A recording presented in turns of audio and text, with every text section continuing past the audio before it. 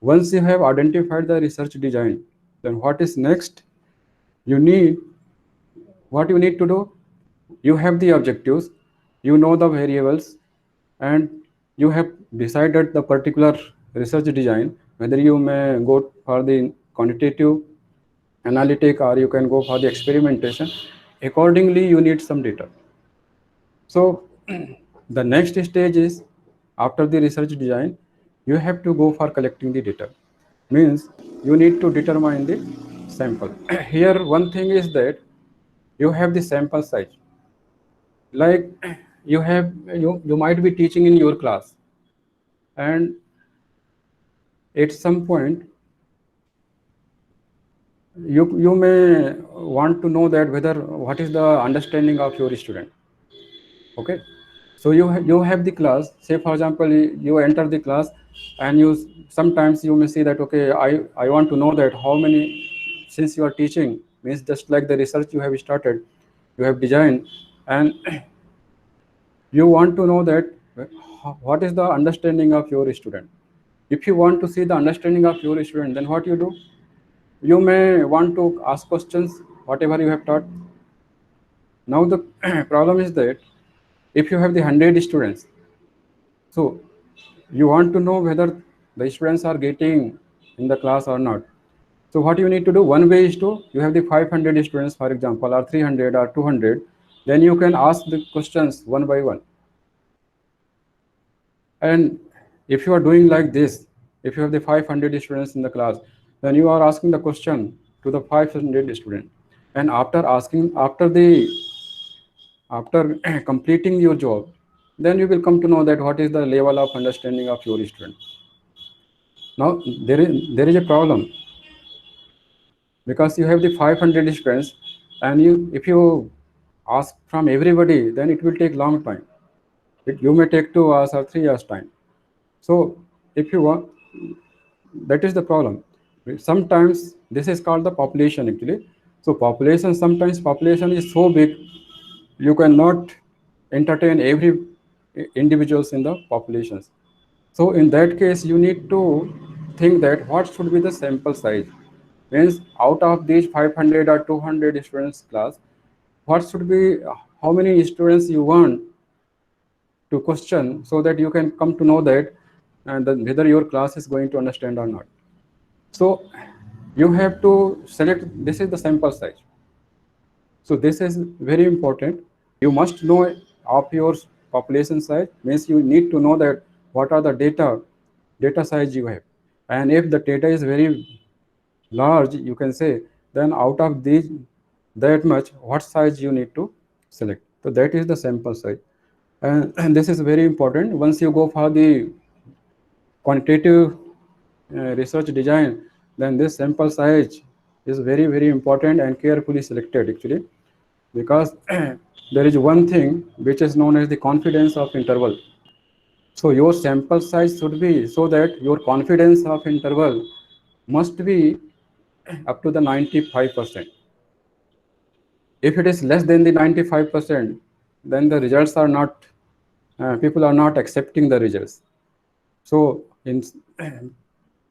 you have to select the sample size so that your confidence of interval must be the 95%. So there is always 5% doubt in the research. So use, and there is a formula, and using that formula in statistics, you can easily compute the sample size.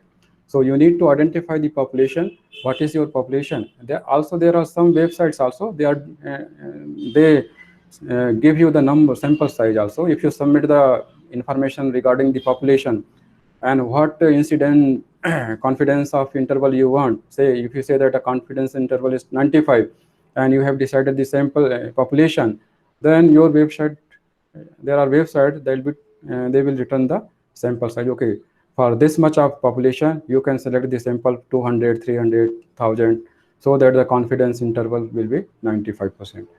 So this is very important. Those who are doing the research in the quantitative analysis, and even if you are not doing the quantitative analysis, even you are going for the qualitative research, then also you have to take care about the data, because In qualitative analysis also, data may be very big. There is a volume of data. So out of these data, you have to select the data so that it should be representative of all. So that is the sample size. So out of your class, if you are selecting 10 students, then those 10 students you have to select in such a way that they are supposed to represent the class. And this is the importance of your sample size.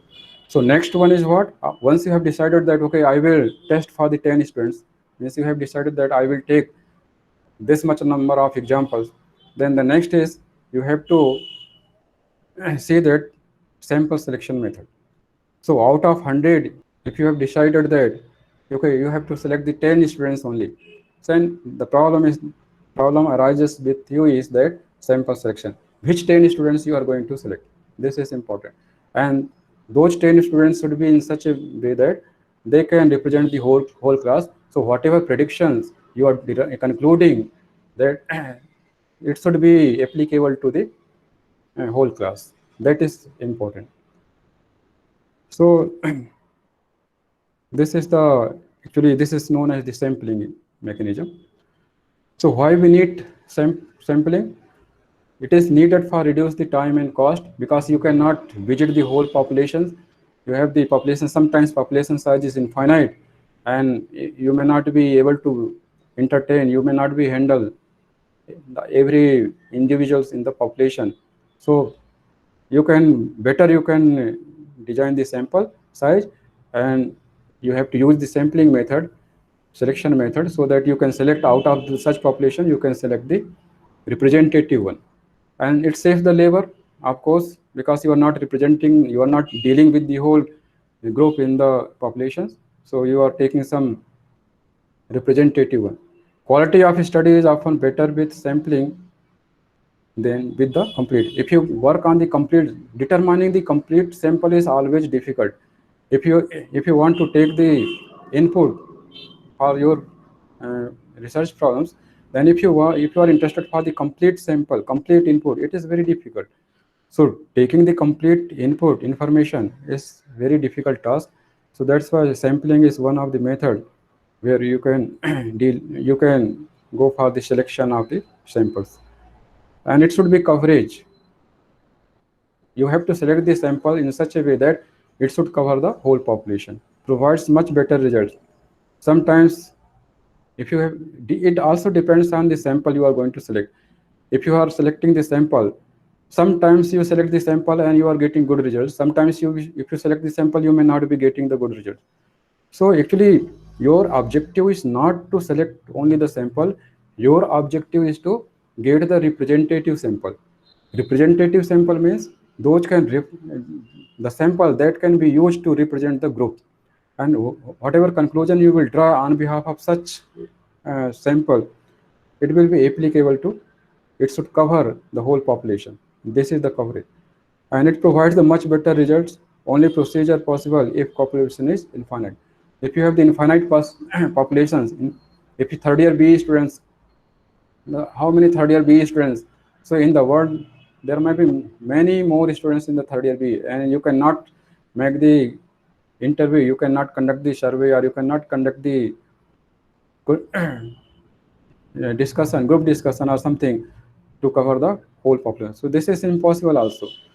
So, so dealing this kind of challenges, we need actually sampling method.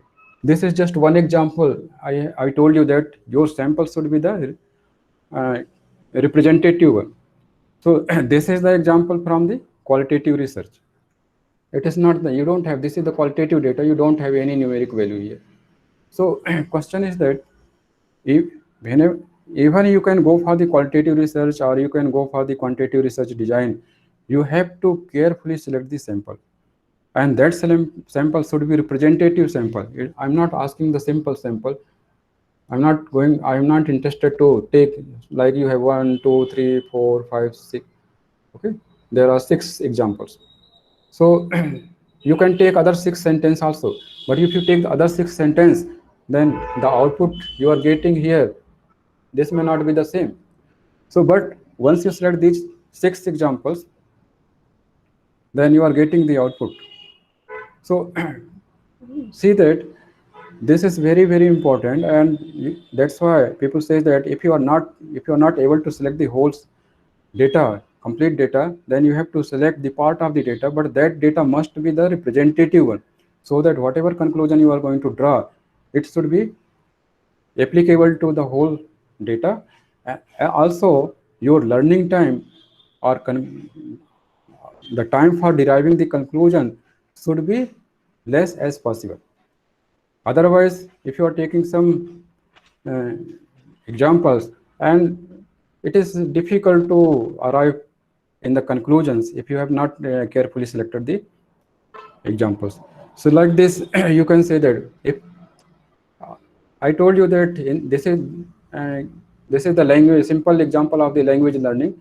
We have seen that we are going to learn the context-free grammars from positive structural example. We have frame one objectives, and so positive structural example. See, these are the positive structural example. So why this is the structure? Because you have made the grouping in the words, and this grouping is actually the particular structure of this sentence. So if you see that here is the different kind of grouping, here is the different kind of grouping. So, but you are not mentioning anything in the grouping. What you mean by this? But you are given somebody has given you that okay, this is the structure. I know the sentence, but I don't know which sentence uh, which sentence can be derived from which variables, or which words can be derived from which non-terminals. So see that, and positive means, you know that once we say positive means these are the examples that belongs to the language. If it so all such examples are from the unknown language. So these are the examples from the language you are going to learn. So that's why these are the positive examples. There is no such example which you can say that okay, this is not the example of this language. So all such examples belongs to the language you are going to learn, and this is the positive structural example. What we are going to do here, actually we are understanding the importance of representative sample. So see, if you have selected these only for 6 examples, then after applying the learning algorithm, if you go for the learning procedure, then your algorithm on taking this input, you are getting the output like this. This is the output, and your learning algorithm gives the output like this. Then see that everybody knows the grammar, like English grammar. You know that sentence start from the noun phrase and verb phrase. This is similarly here. So as any construction of the sentence will begin from this non-terminal, say as. So important thing is that you can see here, and anti3 and means non-term. This anti3 means variable. This variable derives the, and this variable also derives the. So why the same variable is going to derive two particular word, the and a? Because your algorithm, your machine has learned that they both belong to the same category, determiner. So how they have learned? Because of these examples. Here you have see anti5, anti5, anti5. These are the same variable. Means same variable derives the three words, particular word. Anti5 can derive girls also. Anti5 can also derive cat and dog. Means your learning algorithm identifies that okay, they belong to the same category noun. So that's why it is going to use the same non-terminal for every word. Similarly, young is the object. You have the this is not the noun. You have the adjective, so it is in the different group. Here also you can see likes and chases, both are the verb. So verb, they are in the same category, and it is going to derive with the same non-terminals. So this is the importance of learning. If you give this example other than this, then your algorithm may not be able to learn that the and a it belongs to the same category, or girl, cat, and dog may belongs to the same category. But once you give such examples, then you will have the output. And okay, so this is the important of your representative sample. So whenever you are going to select and go for the sampling procedure, you need to select the particular data. Then you have to be very careful so that that data should represent the whole group. It should not that if you are going to access only randomly, you are going to access the data that may not representing the whole groups. So this is the important of sampling. Then see, Broadly, there are two sampling procedures: probability sampling and non-probability sampling. In case of the probability sampling method, each and every individual of the population can be the participant. Okay, means every individual has in the population has a fair chance for the selection. So it is not the biased. Like if you have the 100 students in the class and your sample size is, for example, you have the 10 you have selected. You want to select 10 students out of the 100. Okay, you want 10 students. So there is one thing that out of 100, your students are sitting in the rows, for example. Yeah, these are the desks, and okay, you are teaching here, and your students are sitting in these benches. So you need only 10 students. Somebody says that okay, out of 100, you may have the 100 students in the class, and you need to select 10 students. Somebody says that okay, I will access the front row, and these here you have the 10 students, and you are questioning that whether you have understood this topic or not. So this is what you are not covering the students sitting in behind the sitting in the last bench or in the middle bench. You have just selected the students from the beginning, and this is not the probabilistic sampling. Means students sitting in behind, students sitting at the back side backside of the classroom, they are not getting chance to answer the questions. So this is not the probabilistic sampling, but this is the non-probabilistic sampling, and this is also a scientific procedure available. But if you go for the probabilistic sampling, then each and every student can be the you can ask question from. There is a chance that last bench students can also answer. There is a chance that the students sitting in the mid of the classroom can also answer. There is fair chance that the students can be here in the in the sitting at this corner can be given the chance to answer. So if everybody in the population can get the chance, if you have designed the sample, if you have designed the sampling procedure in such a way that every individual in the group can have the chance to become the possible candidate, then this is the probabilistic sampling. So like you may have the 100 slips, and you have written the in the slips you can write the name of every students. So you have the 100 slips you have, and you have written the name of these 100 students, and then you can put into the bowl, and you can ask to take the names and the students who are getting their chance. This kind of sampling where everybody can be the possible candidates. So there is a chance that if that student sitting at the last bench can also be the candidate to question, or the front students can also be the questions. So this is very important. So question is that we have once you have the research design, then you have to worry about the sample size, and once you have the sample size, then you have to go for the sampling procedure, means which sampling method you have to use. And most of the time actually people are going to use the probabilistic sampling, because this is, and in this way it is not the biased one. You cannot say that okay, my favorite students can only the answer. So it should not happen that every student should get the chance to answer. So if you have designed the selection procedure so that every students can get the chance to answer, then this is the probabilistic sampling. And if you have not designed the procedure, and if the students sitting in the back side last bench, they are not getting chance at anyhow, then this is not the probabilistic sampling. So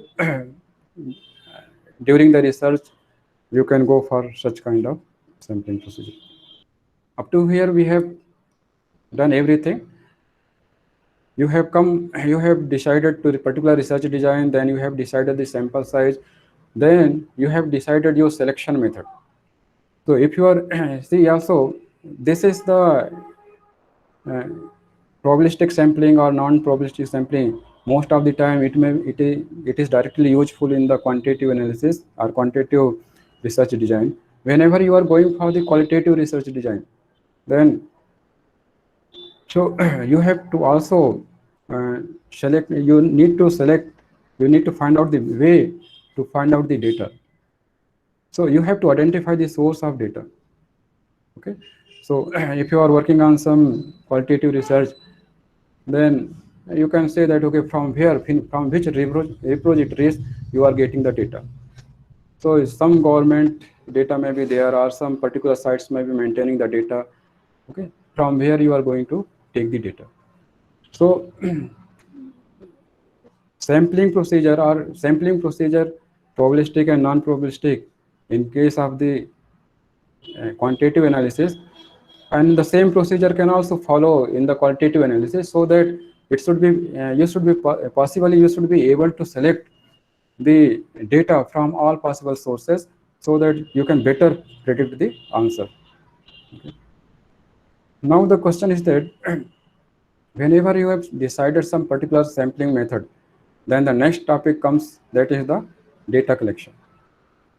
So now the question is that you have decided the sample size. Okay, this is the sample size and this is the sampling procedure, and then how you are going to collect the data. So you have to take some data collection methods, and you are aware that there are a number of, if you can see the method, then you can take the questionnaires. Most of the time, if you can prepare the questionnaire and you are getting the data, you can conduct the interviews, you can observe, you can get the data electronically also, you can get the data from some machines also. So if you are interested, if you are going to work on the qualitative data, then you can go for the interviews, you can go for the group discussion. Say on behalf of the interview, you can summarize the data, and according to that summary, you can conclude. So after the sampling procedure, selection of the particular sample, now you have to think that how you can collect the data. So data collection is also important for your case. And once you have the data, then actually what you need to do, you have to prepare your data. So whenever you have the data, you need to prepare your data, so that means you have to visualize the data, or you can see the nature of the data, or you can uh, do some kind of cleaning in the data, so that you can easily use that data for the analysis, because that next you are going to conduct the experiment, and you have to use the data you have collected may not be in such format, so you have to prepare your data in such a way that you can conduct the experiment. So this is important.